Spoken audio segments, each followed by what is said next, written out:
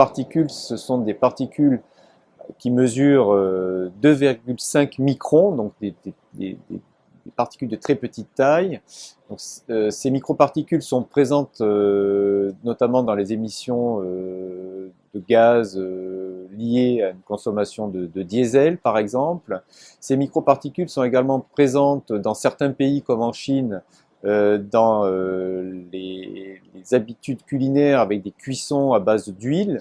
Et effectivement, le risque, c'est que plus une particule est de petite taille, plus sa pénétration se fait très profondément dans les voies aériennes.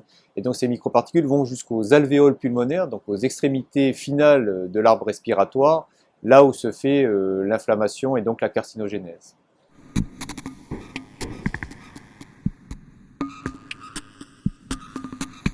Alors, l'augmentation des cancers du poumon chez la personne qui ne fume pas est un fait maintenant établi, puisque l'incidence augmente d'année en année. Actuellement, on estime en France que l'incidence des cancers du poumon chez le sujet qui ne fume pas est évaluée entre 6 et 9%. Donc ça, c'est le caucasien, donc la personne qui habite en Europe. En Chine, cette incidence est probablement plus élevée. Cette incidence est liée à une augmentation de la pollution atmosphérique. Alors la pollution atmosphérique, c'est multifactoriel, hein, c'est évidemment l'émission de microparticules liées au diesel, c'est également la diminution, par exemple, de l'épaisseur de certaines couches atmosphériques avec une augmentation du risque d'exposition à l'ozone, par exemple. Donc c'est quand même multifactoriel. Mais il est certain que la pollution est le premier risque d'augmentation du cancer du poumon chez le sujet qui ne fume pas.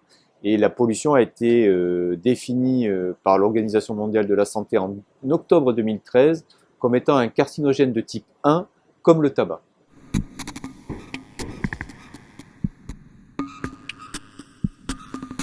Donc, non seulement la pollution atmosphérique est un risque d'augmentation du cancer du poumon, mais cette pollution atmosphérique favorise le développement d'inflammation chronique au niveau de l'arbre respiratoire, également de crises d'asthme, de crises d'allergie, de bronchite chronique. Donc effectivement, ça participe à d'autres maladies respiratoires que le cancer du poumon.